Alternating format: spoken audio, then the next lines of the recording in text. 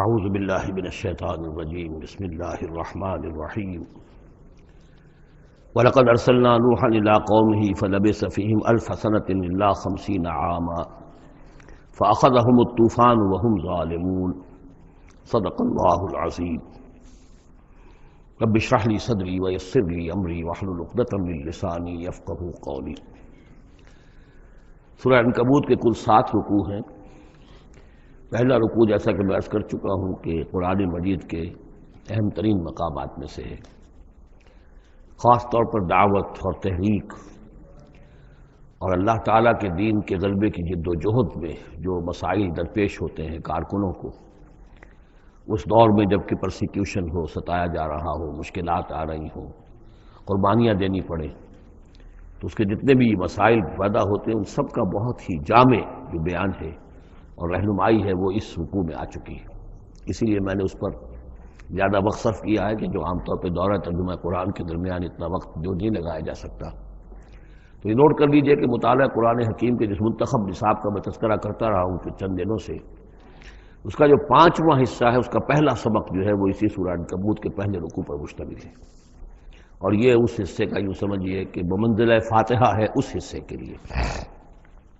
اب جو بقیہ 6 رکوع ہیں ان میں 3 میں انباء الرسل کا معاملہ آ رہا ہے، لیکن ظاہر بات ہے کہ یہاں جو انباء الرسل آ رہے ہیں تو بیچ بیچ میں خاص طور پر یہی جو مسئلہ ہے بیک گراؤنڈ میں جو مسلمانوں کے مسائل درپیش ہیں اور جو اس وقت حضور صلی اللہ علیہ وسلم اور آپ کے ساتھی جن مسائل سے دوچار ہیں، اور جو کچھ کے کشاکش جو ہے مکے میں ہو رہی ہے اہل کفر اور اہل ایمان کے مابین، تو اس کے یوں سمجھیے بٹوین دی لائنز وقفے وقفے سے اس کی طرف بھی اشارے ہیں۔ پھر جو بقیہ 3 رکوع رہ جائیں گے ان 3 رکوعوں میں 2 لڑیاں ہیں جو بٹی ہوئی ہیں۔ ایک لڑی میں خطاب ہے مشرکین عرب کی طرف، اور ایک لڑی میں جو اہل ایمان تھے، جو حضور صلی اللہ علیہ وسلم پر ایمان لائے تھے، جو ان مشکلات سے دوچار تھے، وہاں بھی پھر گن کر 10 ہدایات ان کو دی گئی ہیں۔ لیکن وہاں یہی ہے کہ وہ بٹی ہوئی ہونے کی وجہ سے لڑیاں وہ کٹا پھٹا معاملہ ہوگا، جیسے کہ سورہ بقرہ میں آپ کو بتا چکا ہوں یا سورہ نساء میں۔ وَلَقَدْ أَرْسَلْنَا نُوحًا إِلَىٰ قَوْمِهِ، اور ہم نے بھیجا تھا نوح کو اس کی قوم کی طرف، فَلَبِثَ فِيهِمْ أَلْفَ سَنَةٍ إِلَّا 50 عَامًا، تو رہا ان کے مابین وہ 1000 برس سے صرف 50 برس کم، 950 برس۔ حضرت نوح کا ذکر کتنی مرتبہ آ چکا ہے، لیکن یہ بات پہلے کبھی نہیں کہی گئی، یہاں کیوں کہی گئی کہ اے مسلمانوں تم ابھی پریشان ہو گئے ہو، ابھی اس کے امتحان اور بھی ہیں۔ اور جیسے کہ سورہ انعام میں آیا تھا، اے نبی اگر آپ کو یہ جھٹلا رہے ہیں وَإِن يُكَذِّبُوكَ فَقَدْ كُذِّبَ رُسُلٌ مِّن قَبْلِكَ، تو آپ سے پہلے ہمارے رسول تھے، انہوں نے صبر کیا۔ ذرا یاد کیجئے کہ ہمارے بندے نوح نے صلی اللہ علیہ السلام 950 برس تک صبر کیا۔ تو اے مسلمانوں تم سوچو، تم ابھی سے گھبرا گئے ہو؟ یہ موج پریشاں خاطر کو پیغام لبے ساحل نے دیا ہے، دور وصال بحر کبھی تو موجوں میں گھبرا بھی گئی۔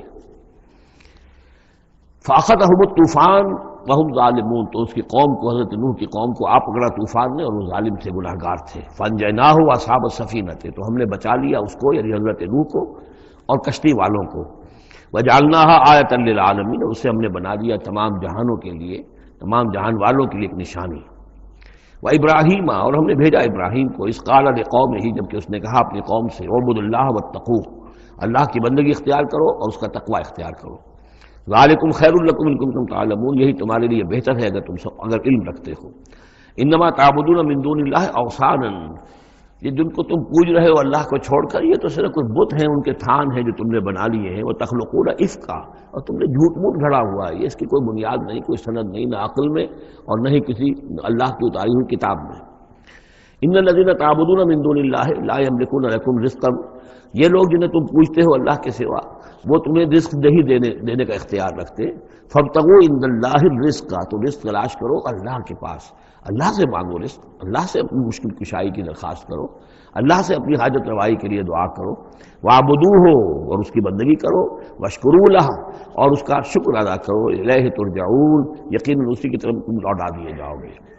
اب یہ ذکر حضرت ابراہیم کا کر طویل جو ہے ایک جملہ معترضہ آ رہا ہے کہ رخ موڑ دیا گیا ہے اس وقت جو کشاکش ہو رہی تھی حضور کے اور مشرکین مکہ کے درمیان، اب ذکر اس کا ہو رہا ہے۔ وہیں تکذبوا، گویا کہ اب خطاب ہو رہا ہے اہل مکہ سے، اور اگر تم جھٹلا رہے ہو فقد کذب امم من قبلکم، تو دیکھو تم سے پہلے بہت سی قوموں نے جھٹلایا. وما علی الرسول الا البلاغ المبین، اور ہمارے رسول پر محمد پر صلی اللہ علیہ وسلم کوئی ذمہ داری نہیں ہے سوائے واضح طور پر اور صاف صاف پہنچا دینے کے.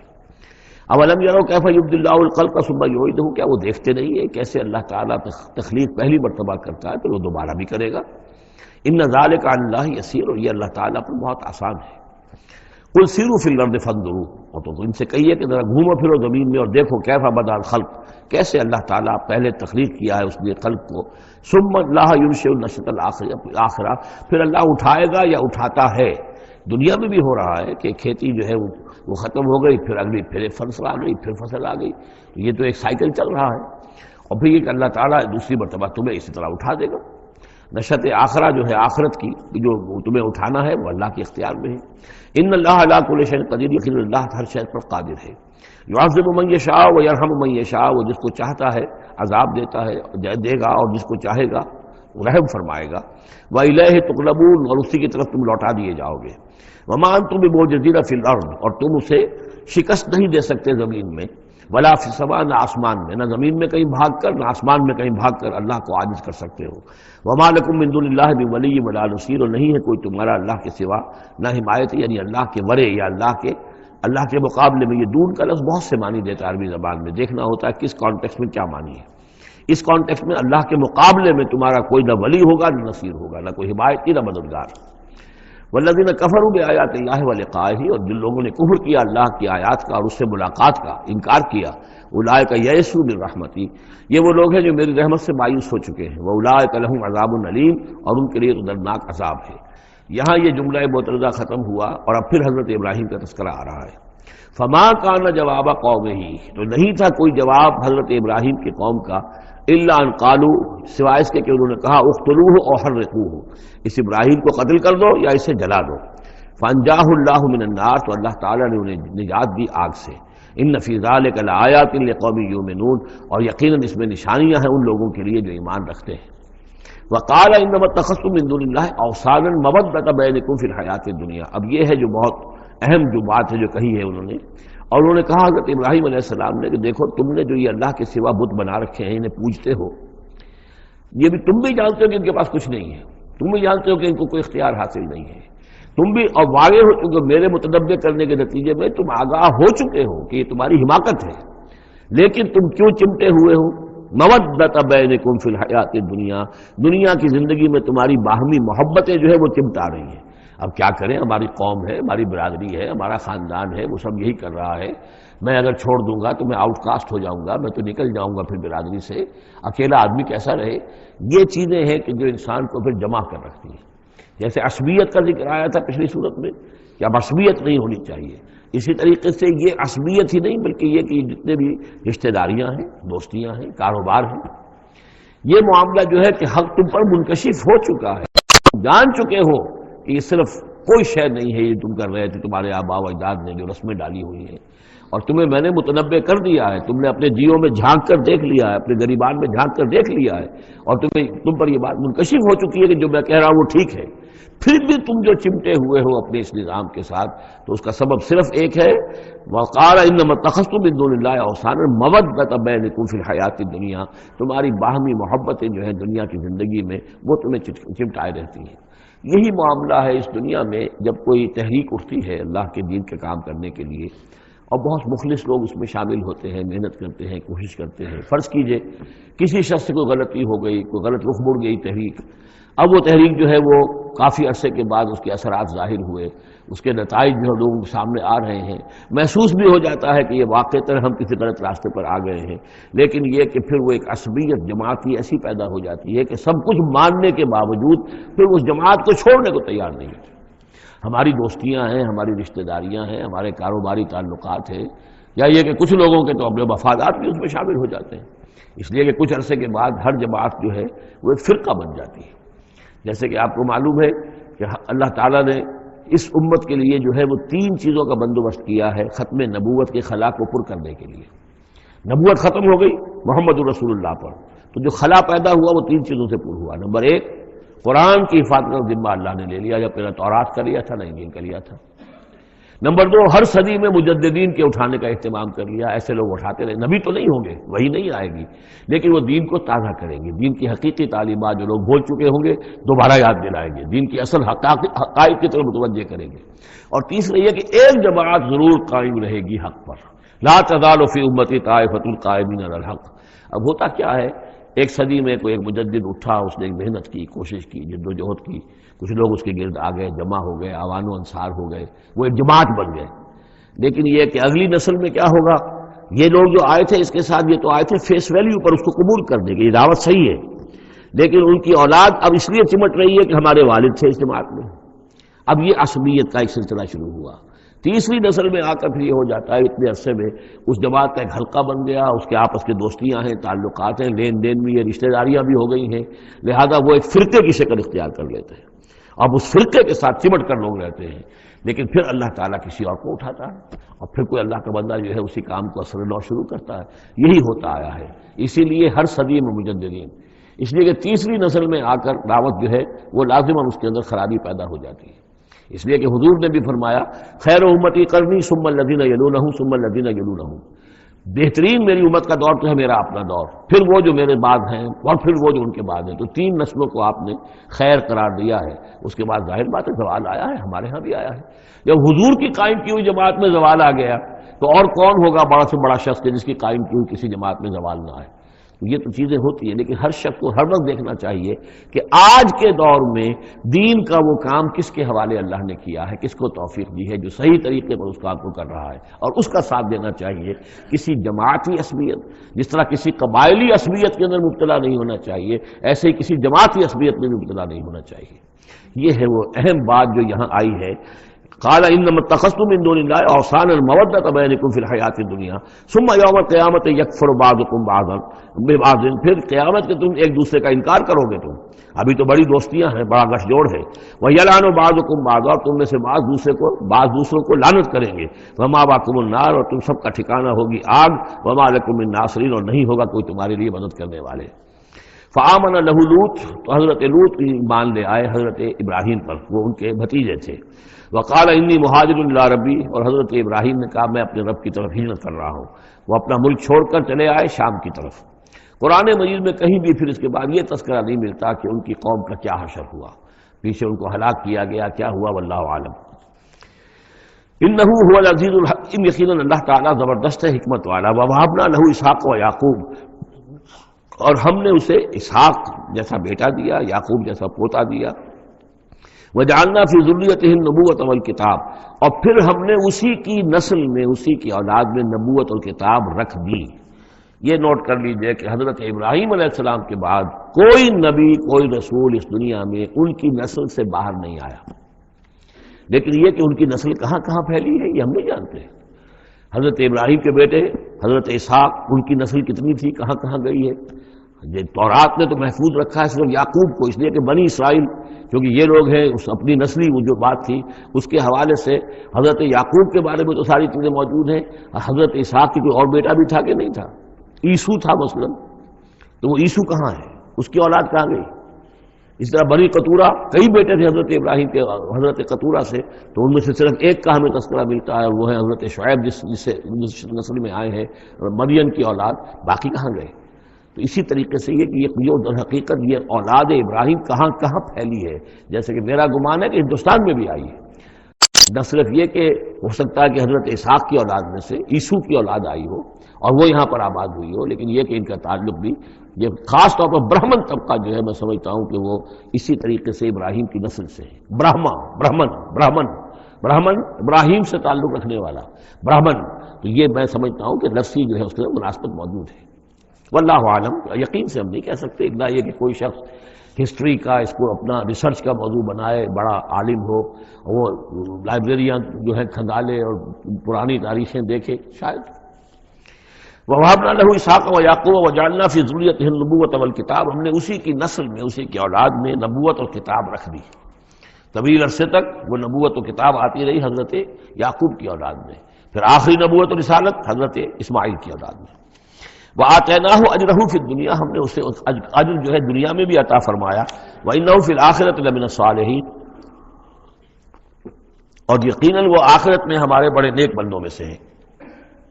وَلُوطًا، اور ہم نے لوط کو بھیجا، اذ قال لقومہ انکم لتاتون الفاحشہ، جب انہوں نے کہا اپنی قوم سے، یہ جو قوم کہا گیا مجازن، حقیقتاً وہ قوم ان کی نہیں تھی، حضرت لوط جو ہے وہ تو بھیجے گئے ہیں ان شہروں کی طرف، یہی ایک استثناء ہے، ورنہ ہر قوم کی طرف رسول اسی کی امت اسی میں سے بھیجا گیا۔ لیکن چونکہ حضرت ابراہیم کے بعد کوئی رسول کسی اور قوم میں ہو نہیں سکتا، اس لیے عمورہ اور صدوم کی بستیوں میں جو بھیجے گئے وہ حضرت لوط ہیں جو حضرت ابراہیم علیہ السلام کے بھتیجے ہیں۔ انکم لتاتون الفاحشہ، تم لوگ بڑی بے حیائی کا ارتکاب کر رہے ہو، ما سبقکم بہا من احد من العالمین، تمام جہان والوں میں کسی قوم نے تم سے پہلے یہ حرکت نہیں کی۔ انکم لتاتون الرجال، کیا تم مردوں کی طرف آتے ہو اپنی شہوت کو پورا کرنے کے لیے، وتقطعون السبیل، اور راستہ مارتے ہو، یعنی فطرت کا راستہ تو یہ ہے، اولاد ہوتی ہے تو ہوتی ہے مرد اور عورت کے ملاپ سے، تم نے جو راستہ اختیار کیا تو گویا کہ اس فطرت کی راہ کو تم کاٹ رہے ہو۔ وَتَأْتُونَ فِي نَادِيكُمُ الْمُنكَرَ، اور تم اپنی مجلسوں میں یہ اس کا ارتکاب کرتے ہو، یہ ان کی بے حیائی کی اور ڈھٹائی کی انتہا ہو گئی تھی۔ فما کان جواب قوم ہی، تو نہیں تھا جواب اس کی قوم کا کوئی، الا ان قالوا، سوائے اس کے کہ انہوں نے کہا ائتنا بعذاب اللہ ان کنت من الصادقین، اے لوط اگر سچے ہو تو اللہ کا عذاب لے آؤ۔ قال رب انصرنی علی القوم المفسدین، تو انہوں نے حضرت لوط نے دعا کی پروردگار میری مدد فرما ان مفسدوں کے خلاف۔ ولما جاءت رسلنا ابراہیم بالبشریٰ، اور جب ہمارے جو ایلچی تھے یعنی وہ جو فرشتے آئے تھے انسانی شکل میں ابراہیم کے پاس بشرا لے کر، بشارت لے کر حضرت اسحاق کی ولادت کی، قالوا انا مہلکو اہل هذه القریہ، انہوں نے کہا کہ ہم ہلاک کرنے کے لیے بھیجے گئے ہیں ان بستی والوں کو، ان اہلھا کانوا ظالمین، یقیناً اس کے جو بستی والے جو ہیں، اس بستی کے لوگ رہنے والے وہ بڑے ظالم ہیں، گناہگار ہیں۔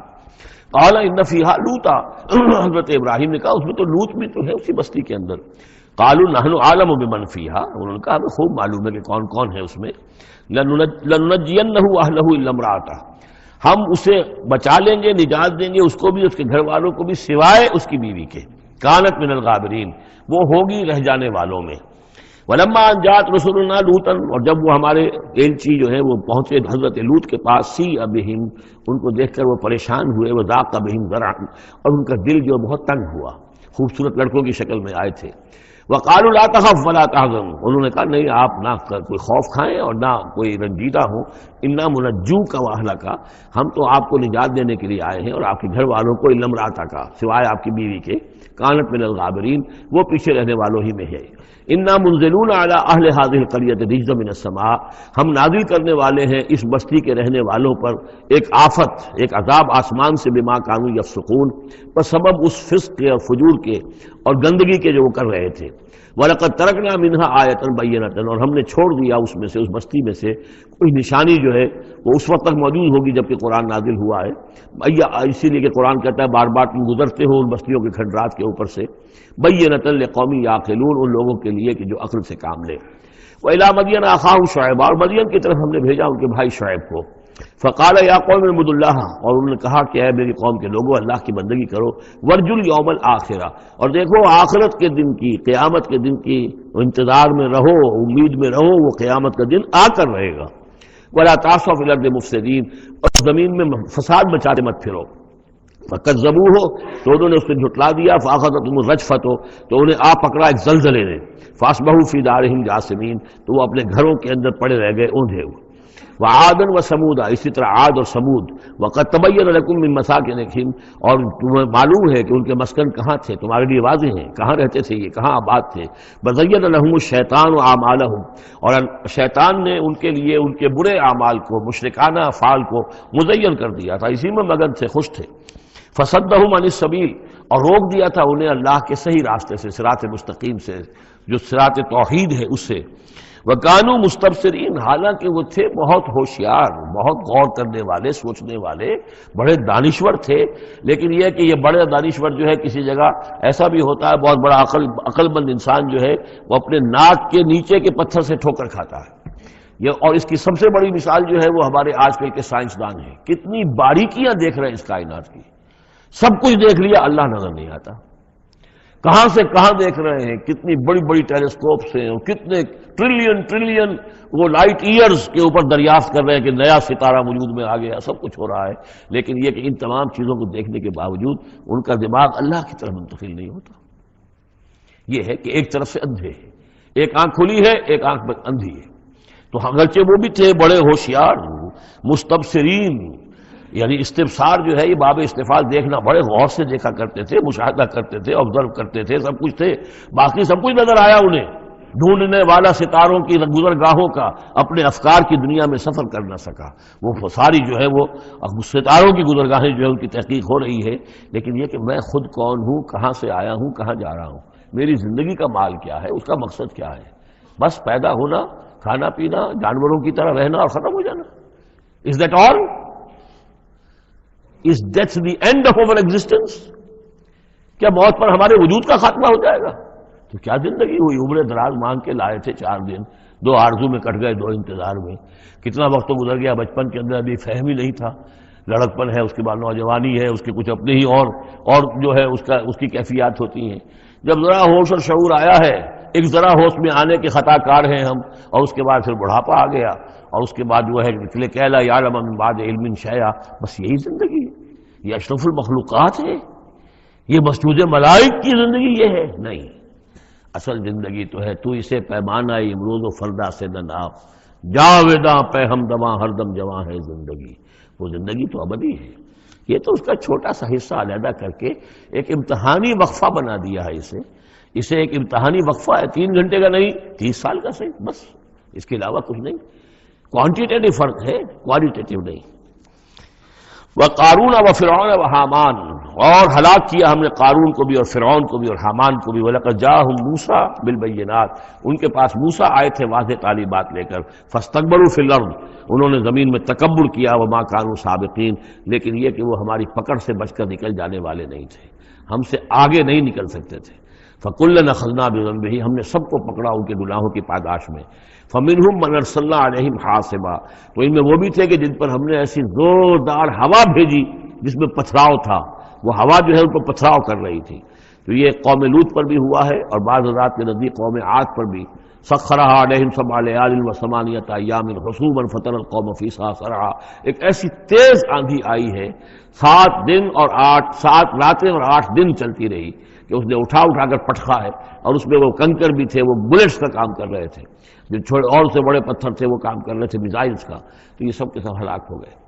فمنهم من ارسلنا علیہ حاصبا ومنهم من اخذته الصیحہ، اور ان میں سے وہ بھی تھے کہ جن کو ایک چنگھاڑ نے آ پکڑا، یہ سمود اور اہل مدین تھے۔ ومنهم من خسفنا به الارض، ان میں وہ بھی تھے کہ جنہیں ہم نے زمین میں دھسا دیا، یہ قارون کا معاملہ ہے جو سورہ قصص میں آ چکا ہے۔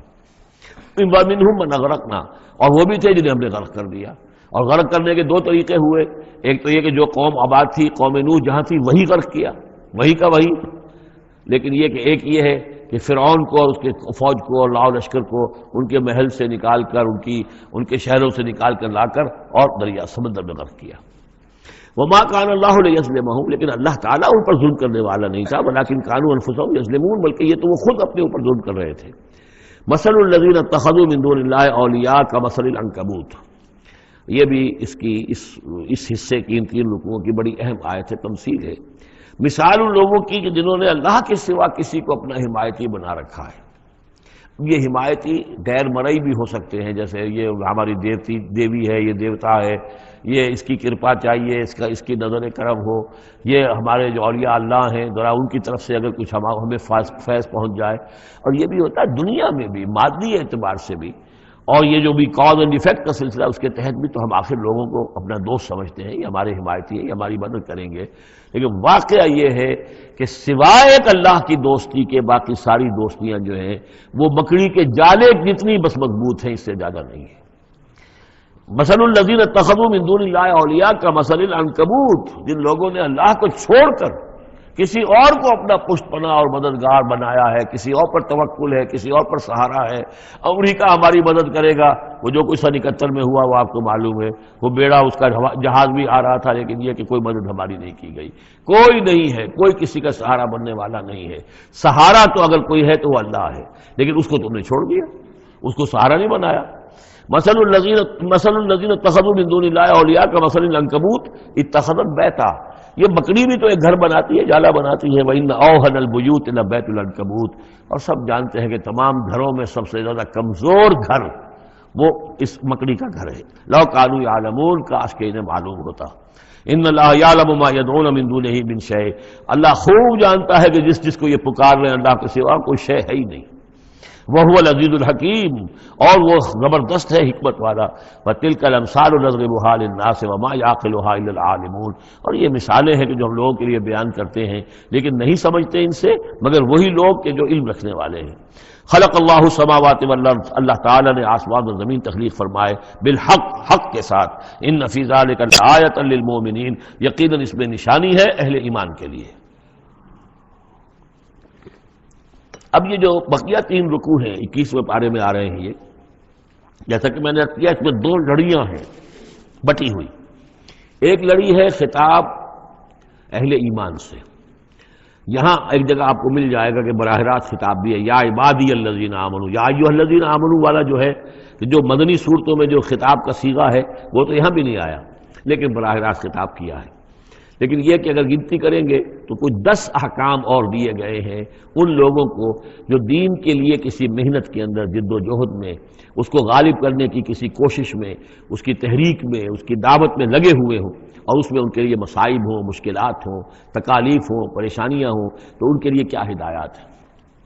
سب سے پہلی ہدایت 100 ہدایتوں کی ایک ہدایت، اتل ما اوحی الیک من الکتاب، تلاوت کرتے رہا کرو اس شے کی جو وحی کی گئی ہے آپ کی جانب کتاب میں سے۔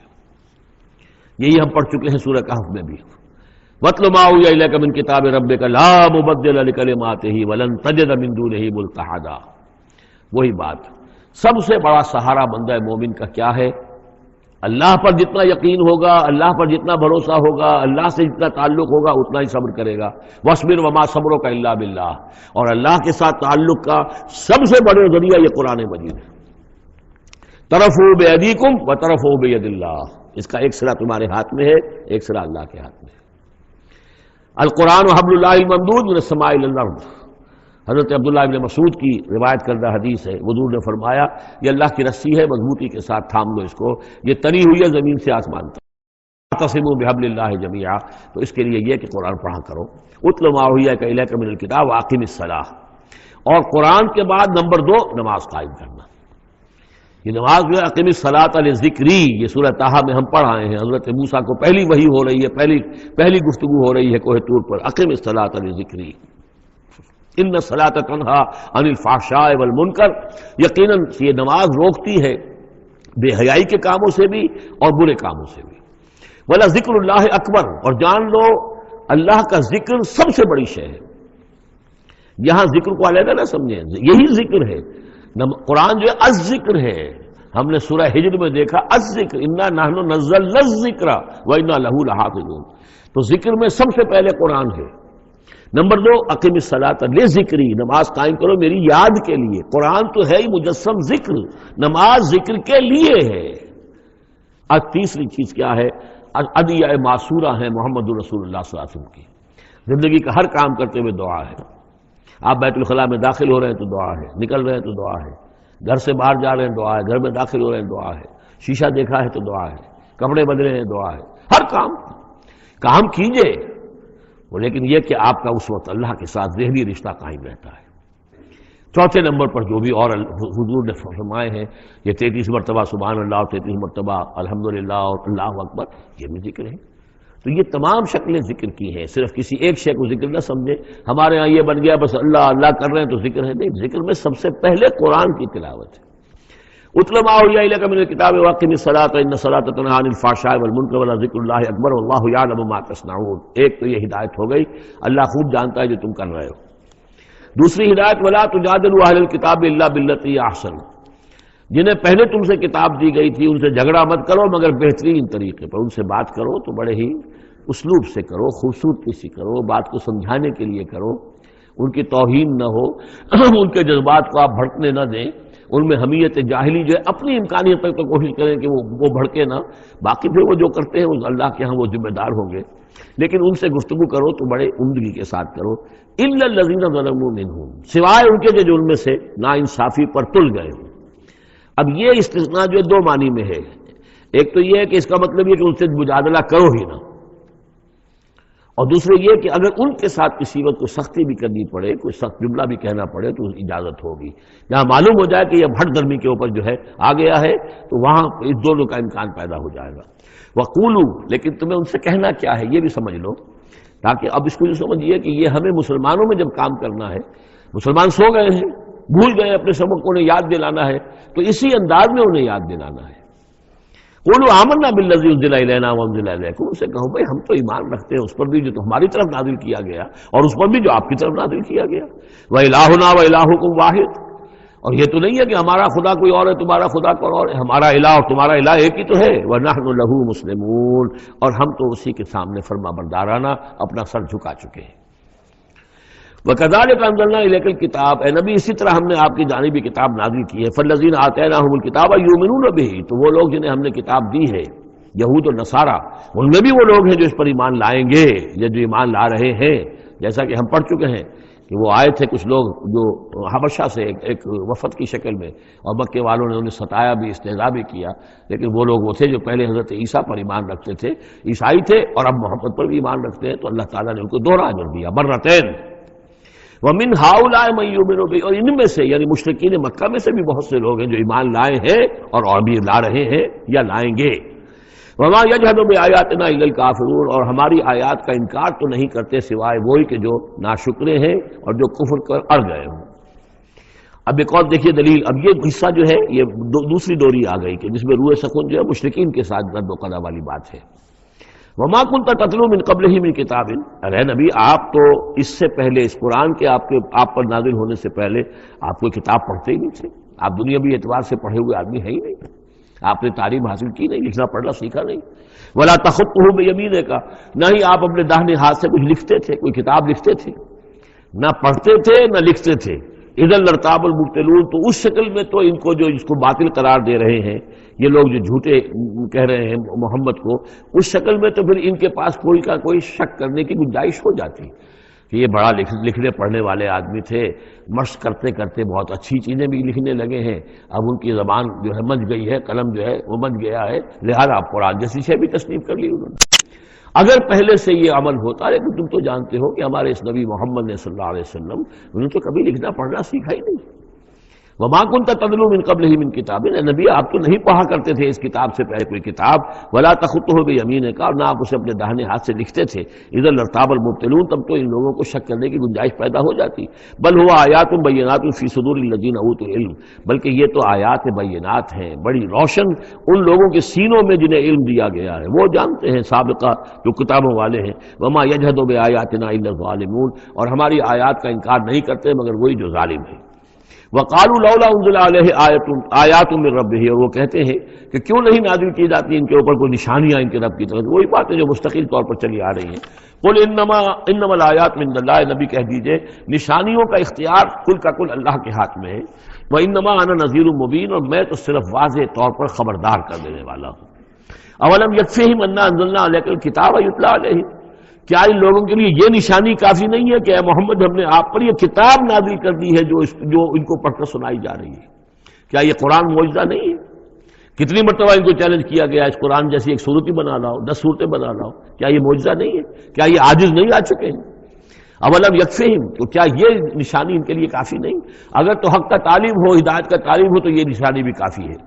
اولم یکفہم انا انزلنا علیک الکتاب یتلی علیہم ان فی ذلک لرحمۃ وذکری لقوم یؤمنون، یقیناً اس میں رحمت ہے اور یاد دہانی ہے، تذکیر ہے ان لوگوں کے لیے کہ جو مانتے ہیں۔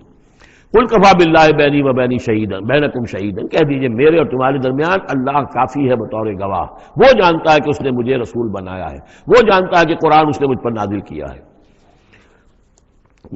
یعلم ما فی السماوات والارض، وہ جانتا ہے جو کچھ کے آسمانوں میں ہے اور زمین میں ہے۔ والذین آمنوا بالباطل، اور وہ لوگ جو باطل پر ایمان رکھتے ہیں، وکفروا باللہ، اور اللہ کا کفر کرتے ہیں، اولئک هم الخاسرون، یقیناً وہی لوگ ہوں گے جو خسارے پانے والے ہیں۔ ویستعجلونک بالعذاب، یہ جلدی مچا رہے ہیں کہ لے آؤ عذاب۔ ولولا اجل مسمى، اور اگر پہلے سے ایک وقت معین طے نہ ہو چکا ہوتا لجاءہم العذاب، تو پھر ان پر عذاب آ چکا ہوتا، ولا یاتینہم بغتۃ، اور وہ ان پر آئے گا تو اچانک آئے گا، وہم لا یشعرون، اور انہیں پتہ بھی نہیں ہوگا۔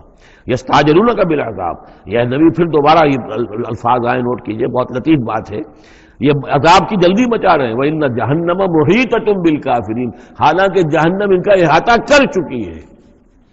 یہ ایسے ہی ہے کہ جیسے کسی شہر کے باہر دشمن آ چکا ہو اور اس نے محاصرہ کر لیا ہو، شہر والوں کو پتہ ہی نہ ہو، تو اس طریقے سے وہ چونکہ غیر مرئی ہے جہنم، نظر نہیں آ رہی، ورنہ حقیقت میں تو جہنم ان کا احاطہ کر چکی ہے۔ یوم یغشاہم العذاب، جس دن کے عذاب ان کو آ کر ڈھانپ لے گا، ان پر چھا جائے گا، من فوقہم ومن تحت ارجلہم، ان کے اوپر سے بھی اور ان کے نیچے سے بھی، ان کے قدموں کے نیچے سے بھی، ویقول ذوقوا ما کنتم تعملون، اور پھر کہا جائے گا چکھو اپنے کرتوتوں کا مزہ۔ اب یہاں وہ تیسری ہدایت آ رہی، دو پہلے میں نے گنوائی تھی، اتل ما اوحی الیک من کتاب ربک من الکتاب واقم الصلاۃ ان الصلاۃ تنہی عن الفحشاء والمنکر ولذکر اللہ اکبر، دوسری ولا تجادلوا اہل الکتاب الا بالتی ہی احسن الا الذین ظلموا منہم۔ اب دیکھیے تیسری، یا عبادی الذین آمنوا ان ارضی واسعۃ فایایا فاعبدون، اے میرے وہ بندو جو ایمان لائے ہو۔ پورے مکی قرآن میں یہ آیت ہے براہ راست خطاب، یا آئے گی آگے چل کر یا عبادی الذین اسرفوا علی انفسہم، بس یا ایھا الذین آمنوا، یہ مکی مدنی دور کی اصطلاح ہے۔ یا عبادی الذین آمنوا، بڑا اس میں جو ہے نا بڑی عنایت ہے، شفقت ہے، اے میرے وہ بندو جو مجھ پر ایمان لائے ہو، ان ارضی واسعۃ، میری زمین بڑی کشادہ ہے۔ کیا معنی ہے؟ اگر مکے میں تم پر تمہارا قافیہ تنگ کر دیا گیا ہے، اگر مکے میں زندگی تمہارے لیے محال کر دی گئی ہے توحید پر رہتے ہوئے، چھوڑ دو مکے میں، یہ ہجرت کا اشارہ ہے۔ در حقیقت ہجرت حبشہ جو ہے یہ اس کی طرف رہنمائی ہے اس آیت کے اندر، کہ چلے جاؤ، اگر یہاں برداشت سے باہر ہو رہا ہے، تمہارے لیے ناقابل برداشت اگر ہو رہا ہے یہاں کا معاملہ، اور نہیں مزید طور پر ہندر پاتے، تو اس ملک کو چھوڑ، اس جگہ کو چھوڑ دو۔ یا عبادی الذین آمنوا ان ارضی واسعۃ، میری زمین بڑی کشادہ ہے، فایایا فاعبدون، بس صرف میری ہی بندگی کرو۔ چوتھی ہدایت، کل نفس ذائقۃ الموت، دیکھو موت تو آنی ہی آنی ہے، آج آ جائے کل آ جائے، آج نہ آئے کل آ جائے گی۔ آخر عمار اور یاسر کو ابو جہل نے اگر فرض کرو کہ ذبح کر دیا ہے، تو فرض کیجئے کہ چند دن اور جیتے تو موت تو پھر بھی آنی تھی نا۔ تو کل نفس ذائقۃ الموت، اگر یہ بات ذہن میں رہے کہ موت تو آنی ہی آنی ہے، آج نہیں تو کل، تو پھر بھی انسان جو ہے اس کے اندر ہمت بنی رہے گی کہ میں خام خواہ اپنی زندگی بچانے کے لیے حق کو چھوڑوں اور باطل سے ساز باز کروں، اس سے مصالحت کروں۔ ثم الینا ترجعون، اور پھر تم ہماری طرف لوٹا دیے جاؤ گے۔ پانچویں بات، والذین آمنوا وعملوا الصالحات لنبوئنہم من الجنۃ غرفا، ہمارے اس وعدے پر پختہ یقین رکھو کہ جو ایمان لائیں گے اور نیک عمل کریں گے، ہم لازماً ان کو جگہ دیں گے اس جنت کے بالا خانوں میں، جو سورہ فرقان کے آخری رکوع میں آیا تھا، اولئک یجزون الغرفۃ بما صبروا، انہیں غرفہ بالا خانہ ملے گا۔ تو من الجنت غرفا، جروں کے بالا خانے ملیں گے جنت کے، تجری من تحت الانہار خالدین فیہا، جس کے نیچے ندیاں بہتی ہوں گی، اس میں وہ ہمیشہ ہمیشہ رہیں گے۔ نعم اجر العاملین، کیا ہی اچھا ہوگا عمل کرنے والوں کا اجر۔ چھٹی بات، الذین صبروا وعلی ربہم یتوکلون، وہ لوگ کہ جو صبر کریں اور اپنے رب پر توکل کریں۔ صبر کرو اور توکل کرو، دو ہی چیزیں ہیں، جو آئے جھیلو، صبر کرو، برداشت کرو، اور جو کچھ کرنا ہے اس میں توکل اللہ پر ہو، اپنی ذات پر نہیں، اپنی طاقت پر نہیں، اپنی صلاحیت پر نہیں، اپنی ذہانت پر نہیں، اپنی فطانت پر نہیں، اپنی لیاقت پر نہیں، سارا توکل اللہ، نہ مادی اسباب و وسائل پر۔ اگلی ہدایت اور آ رہی ہے، وَكَأَيٍّ مِّن دَابَّةٍ لَّا تَحْمِلُ رِزْقَهَا، یہ بھی نہ سمجھو کہ تمہارا رزق جو ہے کسی کے قبضے میں ہے وہ روک دے گا، اور تمہیں کیا کھاؤ گے کیا پیو گے۔ وَكَأَيٍّ مِّن دَابَّةٍ، تم دیکھتے نہیں کتنے حیوانات ہیں زمین میں، لَا تَحْمِلُ رِزْقَهَا، کیا وہ اپنا رزق اٹھائے پھرتے ہیں؟ بڑا پیارے الفاظ ہیں انجیل میں، متی کی انجیل میں حضرت مسیح علیہ السلام کا جو پہاڑی کا واعظ ہے، اس میں انہوں نے اپنے شاگردوں سے خطاب کر کے کہا، کیوں فکر کرتے ہو کہ کیا کھاؤ گے کیا پیو گے؟ جنگل کی چڑیوں کو نہیں دیکھتے؟ نہ وہ کاشت کرتی ہیں، نہ ہل چلاتی ہیں، نہ بیج بوتی ہیں، نہ فصل کاٹ کر کہیں رکھتی ہیں، نہ کھٹے بھرتی ہیں، پھر بھی میں تم سے کہتا ہوں کہ وہ خالی پیٹ صبح گھر سے نکلتی ہیں، شام کو آسودہ ہو کر آ جاتی ہیں۔ تو جو رب تمہارا جو رب ان کو چڑیوں کو کھلا رہا ہے وہ تمہیں نہیں کھلائے گا؟ اور کیوں فکر کرتے ہو کہ کیا پہنو گے، لباس کہاں سے ملے گا؟ جنگل کی سوسن کو نہیں دیکھتے کہ جتنا خوبصورت لباس اس کو اللہ نے دیکھ رکھا ہے؟ یہ جو بھی پودے ہیں اور جو پھول ہیں ان کے، تو سلیمان بھی اپنی ساری شان و شوکت کے باوجود ویسا ملبس نہ تھا، ویسا خوبصورت لباس تو سلیمان کو بھی میسر نہیں تھا جو اللہ نے ان پھولوں کو دے رکھا ہے۔ تو غور کرو، جو وہ زمین کی اس گھاس پھوس کو، ان پودوں کو اس قدر حسین لباس دے رہا ہے، عمدہ لباس دے رہا ہے، جو ابھی ہے اور کل نہیں ہوں گے، یا یہ کہ کاٹ کر اور وہ چولہوں میں جلا دی جائے گی گھاس، تو کیا وہ تمہیں نہیں پہنائے گا؟ لیکن تم یقین نہیں کرتے۔ توکل اور ایمان، یہ دونوں چیزیں ساتھ ساتھ جائیں گی۔ جتنا اللہ پر ایمان ہے اتنا ہی توکل ہوگا، جتنا ایمان کمزور ہے توکل بھی نہیں ہو سکے گا۔ تو الذین صبروا علی ربہم یتوکلون وکأی من دابۃ لا تحمل رزقها، یہ سارے جو ہیں چوپائے اپنا رزق لیے نہیں پھرتے، اللہ یرزقها وإیاکم، اللہ انہیں بھی رزق دیتا ہے، تمہیں بھی دے گا، وہو السمیع العلیم، اور یقیناً وہ سب کچھ سننے والا، جاننے والا ہے۔ ایسا نہیں کہ اسے معلوم نہ ہو کہ میرا بندہ بھوکا ہے، میرا وفادار، میرا سپاہی، میرے دین کے لیے کام کرنے والا، اسے یہ معلوم نہ ہو کہ اس کو احتیاج ہے، اس کی کوئی ضرورت ہے۔ وہ نہ معلوم کس کے دل میں ڈالے گا کہ جو اس کے لیے ذریعہ بنا دے گا اس کو، اور اس کی ضرورت پوری ہو جائے گی۔ اب اس کے بعد وہ دوسری کڑی آ گئی کہ جس میں پھر اب وہ مشرکین مکہ سے وَلَئِن سَأَلْتَهُم مَّنْ خَلَقَ السَّمَاوَاتِ وَالْأَرْضَ وَسَخَّرَ الشَّمْسَ وَالْقَمَرَ، اور ان سے آپ پوچھیں گے کس نے پیدا کیا آسمان اور زمین، اور کس نے مسخر کیا سورج اور چاند کو، لَيَقُولُنَّ اللَّهُ، وہ کہیں گے اللہ نے، فَأَنَّىٰ يُؤْفَكُونَ، پھر کہاں سے یہ لوٹا دیے جاتے ہیں۔ اللہ یبسط الرزق لمن یشاء من عباده ویقدر له، یہ اللہ ہی ہے کہ جو اپنے بندوں میں سے جس کے لیے چاہتا ہے رزق کو کشادہ کر دیتا ہے، اور جس کے لیے چاہتا ہے ماپ تول کر دیتا ہے، کم کر دیتا ہے۔ ان اللہ بکل شیء علیم، یقیناً اللہ تعالیٰ ہر چیز پر ہر چیز کا علم رکھتا ہے۔ وَلَئِن سَأَلْتَهُم مَّن نَّزَّلَ مِنَ السَّمَاءِ مَاءً فَأَحْيَا بِهِ الْأَرْضَ مِن بَعْدِ مَوْتِهَا، اور اگر آپ ان سے پوچھیں گے کس نے برسایا آسمان سے پانی اور زندہ کیا زمین کو اس کے مردہ ہو جانے کے بعد، لَيَقُولُنَّ اللَّهُ، وہ کہیں گے فوراً اللہ نے کیا۔ قُلِ الْحَمْدُ لِلَّهِ، کہو پھر کل حمد کل شکر بھی اللہ ہی کے لیے ہے، بل اکثرہم لا یعقلون، لیکن یہ لوگ ان کی اکثریت عقل سے کام نہیں لیتی۔ اب اگلی اور ہدایت آ رہی اہل ایمان کے لیے، وما هذه الحیاۃ الدنیا الا لہو ولعب وان الدار الآخرۃ لہی الحیوان لو کانوا یعلمون۔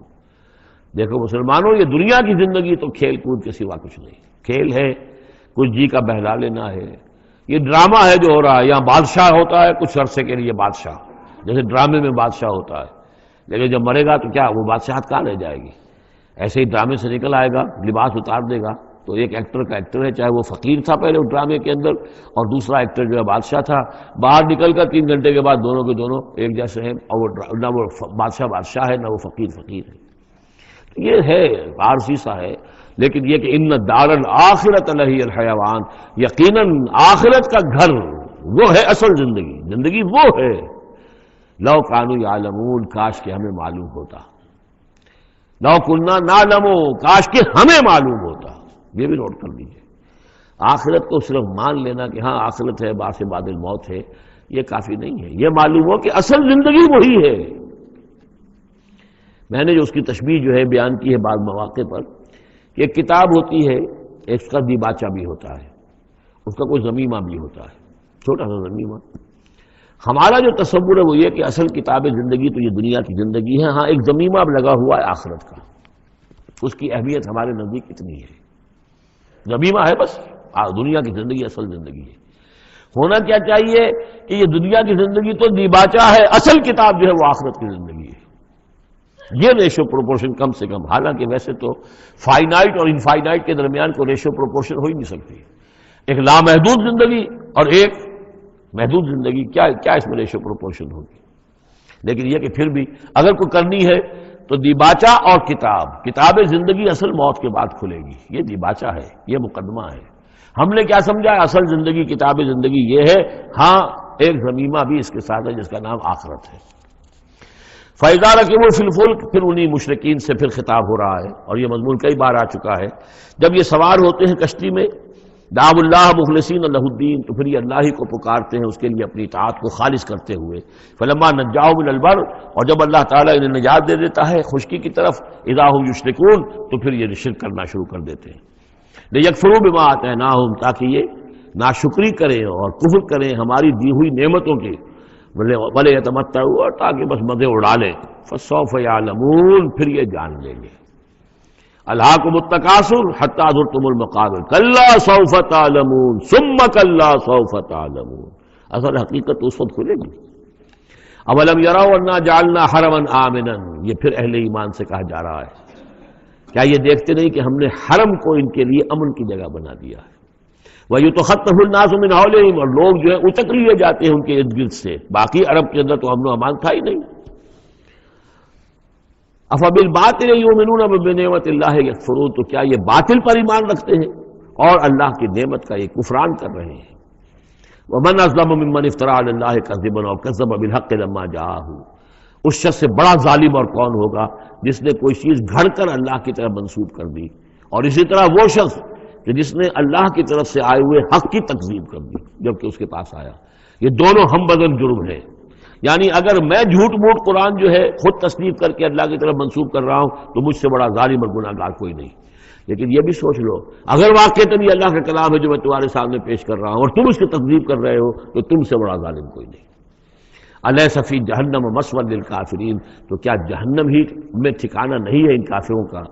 اور آخری آیت جو ہے پھر اسی سیغے میں لنہدین والذین جاہدوا فینا، اہل ایمان کی دلجوئی کے لیے گھبراؤ نہیں، پریشان نہ ہو.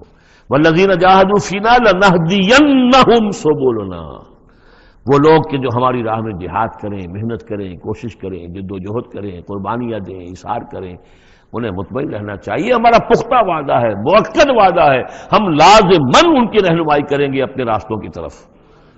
لنہدینہم سبلنا وان اللہ لمع المحسنین، اور یقیناً اللہ تعالیٰ ساتھ ہے اہل احسان کے، جو اللہ تعالیٰ کے پر ایمان اور یقین اس درجے کا رکھتے ہوں اور اس کے لیے تن من دھن لگانے کے لیے تیار ہوں تو اللہ ان کے ساتھ ہے. یعنی اللہ کی نصرت ساتھ ہے، اللہ کی مدد ساتھ ہے، اللہ کی تائید ساتھ ہے.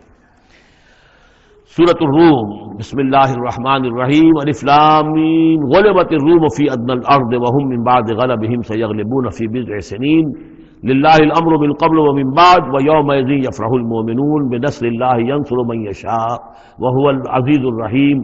وعد اللہ لا یخلف اللہ وعدہ ولکن اکثر الناس لا یعلمون.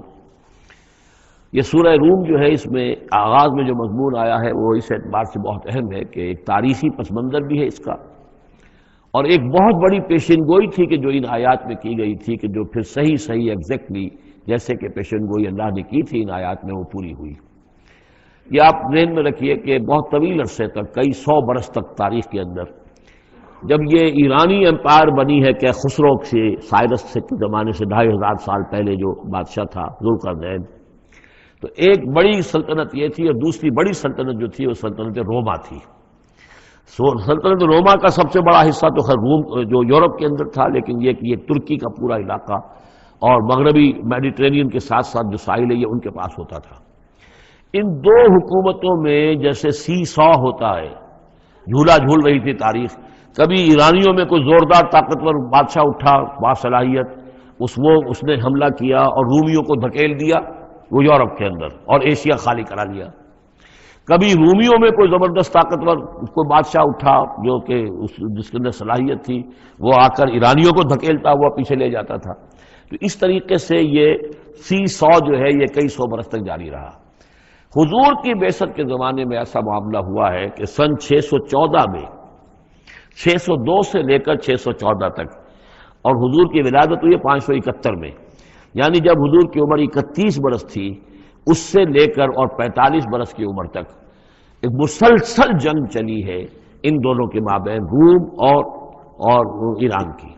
لیکن سن 614 میں ایک بڑی زبردست شکست دی. خسرو پرویز، خسرو ثانی وہ اپنے آپ کو کہتا تھا. پہلا خسرو تو تھا ذوالقرنین اور ثانی میں ہوں. اب بہرحال یہ ایک بڑا باصلاحیت حکمران تھا. اس نے شکست دی ہے رومیوں کو بہت بری طرح. شام میں اب یہ چونکہ رومی عیسائی ہو چکے تھے، سن 300 عیسوی میں یہ عیسائی ہو چکے تھے. یروشلم ان کا مقدس مقام تھا لیکن نام رکھا ہوا تھا ایلیا. سن 70 میں جو یروشلم کو انہوں نے برباد کیا تھا تو اس کے بعد ہیڈریان ایک رومن امپرر تھا جس نے کہ دوبارہ آباد کیا یروشلم کو، اور لیکن اس کا نام بدل دیا. اب یروشلم نہیں تھا، یہ اس کا نام تھا ایلیا. ایلیا میں ان کی وہ صلیب بھی تھی جو ان کے عقیدے کے مطابق حضرت مسیح علیہ السلام کو جس کو صلیب دی گئی تھی، ان کا مقدس مقام تھا یہ. ان سب سے بھی ان کو کھدیڑ دیا، تقریباً ترکی سے بھی نکال دیا، استنبول جو ہے قسطنطنیہ، اس پر بھی اندیشہ ہوا کہ شاید ایرانی حملہ کر دیں گے۔ اس حد تک رومیوں کا حال پتلا ہو گیا۔ اب ہو یہ رہا تھا کہ جو عرب میں مکے میں ادھر حضور کی دعوت ہے، شروع ہو چکی ہے، 5 برس ہو گئے حضور کو دعوت دیتے ہوئے، یا یہ کہ 15 برس ہونے کو آئے ہیں، لیکن ہوتا یہ تھا کہ یہ مشرکین مکہ یہ سمجھتے تھے کہ ایرانی تو ہمارے بھائی ہیں، وہ مشرک ہیں، آتش پرست ہیں، اور یہ نصرانی جو ہیں، یہ عیسائی جو ہیں، یہ مسلمانوں کے قریب تر ہیں، اس لیے کہ یہ عیسیٰ کو ماننے والے، موسیٰ کو ماننے والے، تو یہ لوگ جو ہیں ان سے قریب ہیں۔ تو وہ بغلے میں جا رہے تھے کہ مسلمانوں، تمہارے جو ساتھی ہیں یا تم جیسے جو لوگ ہیں تمہارے قریب کے لوگ پٹ رہے ہیں، دیکھو ہمارے ساتھی جو ہیں وہ بڑے فتح مند ہو رہے ہیں، وہ آگ کے پوجنے والے، وہ مشرک جو نہ موسیٰ کو مانتے ہیں، نہ عیسیٰ کو مانتے ہیں، نہ تورات کو مانتے ہیں، نہ انجیل کو مانتے ہیں، انہوں نے تمہارے ان ساتھیوں کو کس طریقے سے کھدیڑ دیا ہے، شکست دی ہے۔ تو اس پر مسلمانوں کو صدمہ ہوا۔ اس پر یہ آیات نازل ہوئی کہ اگرچہ اس وقت تو فی الواقع صورت کی بن گئی ہے، لیکن چند ہی سالوں کے اندر یہ صورت بدل جائے گی، اور یہ کہ رومیوں کو غلبہ حاصل ہو جائے گا، یہ پیشن گوئی کی گئی۔ اس پر پھر حضرت ابوبکر صدیق نے کسی کافر مشرک سے ایک شرط بھی مان لی کہ اگر یہ قرآن کی پیشن گوئی درست ثابت ہوئی تو تم مجھے 100 اونٹ دو گے، اور اگر غلط ثابت ہوئی تو پھر میں تمہیں 100 اونٹ دوں گا۔ لیکن حضور انہوں نے کیے تھے، شاید 3-4 سال کی یہ عہد کیا تھا، حضور نے کہا نہیں، بضع کا لفظ آ رہا ہے اس میں کہ چند سالوں کے اندر، بضع کا لفظ جو ہے وہ 9 تک اطلاق ہوتا ہے، تو 9 سال کو رکھو، اور شرط جو ہے دوبارہ اپنی اس 9 سال کے حوالے سے اونٹوں کی تعداد بھی بڑھا دی گئی، لیکن یہ کہ پھر شرط کی مدت 9 سال ہو گئی۔ لیکن 9 سال کے 9ویں سال ہی وہ جو ہے وہ جو پیشن گوئی قرآن کی تھی وہ صحیح ثابت ہوئی۔ ہرقل جو تھا، ہرقل اعظم، اس نے پھر لمبا چکر دیا، بجائے اس راستے سے آنے کے وہ بحیرہ کیسپیئن کی طرف سے ہو کر، پیچھے سے ہو کر آیا ہے، اور سرپرائز اٹیک کیا اس نے ایران پر، اور بڑی زبردست شکست دی ایران کو، اور اپنی شکست کا بدلہ چکا لیا، اور یہ سارا علاقہ شام وغیرہ کا جو ہے وہ اس نے واگزار کرا لیا۔ اور وہی تھا زمانہ جب کہ مسلمانوں کو میدان بدر میں فتح حاصل ہوئی۔ تو یہ شکست، 2 خوشیاں جمع ہو گئی مسلمانوں کے لیے، کہ ایک تو یہ کہ جو ان کے قریب تر تھے یعنی عیسائی، ان کو فتح حاصل ہو گئی مشرکین کے ساتھ کے مقابلے میں، کہ جو مشرکوں سے قریب تر تھے، آتش پرست تھے۔ دوسرے یہ کہ خود انہیں فتح حاصل ہو گئی، فتح مبین، الفرقان آ گیا بدر کا، اس کا ذکر ہے ان آیات میں۔ الف لام میم، غلبت الروم، رومی مغلوب ہو گئے، فی ادنی الارض، قریب کی سرزمین میں۔ تو جغرافیہ تو آپ کو دکھایا تھا نقشہ، جزیرہ نمائے عرب، اور اس کے اوپر ایک طرف شام ہے، ایک طرف عراق ہے، اور ادھر عراق کے ساتھ میں ایران ہے، تو قریب جزیرہ نمائے عرب سے قریب ترین ممالک ہیں۔ فی ادنی الارض، قریب کے ملک میں رومی غالب آ گئے، لیکن وہم من بعد غلبہم سیغلبون، وہ اپنی اس مغلوبیت کے بعد ان قریب دوبارہ غالب آئیں گے، فی بضع سنین، چند سالوں میں۔ اور یہ بضع کا لفظ جو ہے یہ 9 تک پر اس کا اطلاق ہوتا ہے، 10 سے کم 9۔ تو حضور نے اسی لیے کہا کہ 9 سال، چونکہ تم شرط مان لو، اور شرط اس وقت تک شرط لگانا حرام قرار نہیں دیا گیا تھا، ابھی نہ جوئے کی حرمت آئی ہے، نہ شراب کی حرمت آئی ہے، اس لیے اس میں آپ کو تعجب نہ کریں کہ حضرت ابوبکر نے شرط لگائی۔ تو فرمایا الف لام میم، غلبت الروم فی ادنی الارض وهم من بعد غلبهم سیغلبون فی بضع سنین للہ الامر من قبل ومن بعد، اللہ ہی کا اختیار تھا، اللہ ہی کے ہاتھ میں تھا سارا معاملہ، پہلے بھی اور بعد میں بھی۔ فَيَوْمَئِذٍ يَفْرَحُ الْمُؤْمِنُونَ، اس روز اہل ایمان خوشیاں منائیں گے۔ ایک خوشی تو اس کی ہوگی کہ عیسائیوں کو فتح ہو گئی آتش پرستوں پر، اور بے نصر اللہ ہے، اللہ کی مدد بھی آئے گی ان کے پاس، یعنی غزوہ بدر کا لفظ نہیں آیا، لیکن اہل ایمان کو جو ہے اس وقت فرحت ہو گئی بے نصر اللہ، اللہ کی مدد سے، ینصر من یشاء، وہ مدد کرتا ہے جس کی چاہتا ہے، وہو العزیز الرحیم، اور وہ زبردست ہے، رحم فرمانے والا۔ وعد اللہ، یہ اللہ کا وعدہ ہے، یہ ہو کر رہے گا، لا یخلف اللہ وعدہ، اور اللہ تعالیٰ اپنے وعدے کے خلاف نہیں کرتا، ولکن اکثر الناس لا یعلمون، لیکن اکثر لوگ علم نہیں رکھتے۔ یہ ہیں وہ 6 آیات کہ جو اس موقع پر نازل ہوئی ہیں، اور اس کو سمجھ لیجئے کہ یہ تقریباً 614 عیسوی، جبکہ حضور صلی اللہ علیہ وسلم کو دعوت دیتے ہوئے تقریباً 5 برس ہو گئے تھے۔ 610 میں 5واں برس تھا، 610 میں آپ پر وحی شروع ہوئی ہے، اور پھر 9 برس کے بعد وہ غزوہ بدر بھی ہوا اور ان کو بھی فتح حاصل ہو گئی۔ یعلمون ظاہرا من الحیات الدنیا، یہ لوگ جو ہیں، اب یہ باقی تو جو مکی صورت ہے سورہ روم، اور یہ بہت مشابہ ہے سورہ نحل کے، اللہ تعالیٰ کی نعمتوں کے حوالے سے، اللہ تعالیٰ تو تذکیر میں آلاء اللہ کے حوالے سے اس کا مضمون وہی ہے بنیادی۔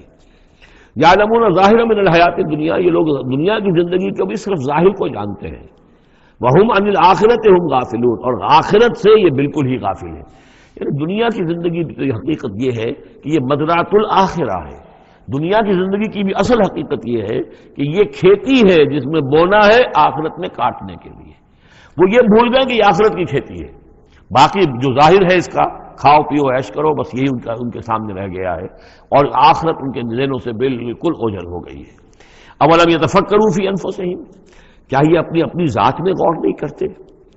وان ما خلق اللہ السماوات والارض وما بینہما الا بالحق، نہیں پیدا کیا اللہ نے آسمانوں کو اور زمین کو، جو کچھ بھی ان دونوں کے مابین ہے، مگر حق کے ساتھ، واجل مسمى، اور ایک وقت معین تک کے لیے۔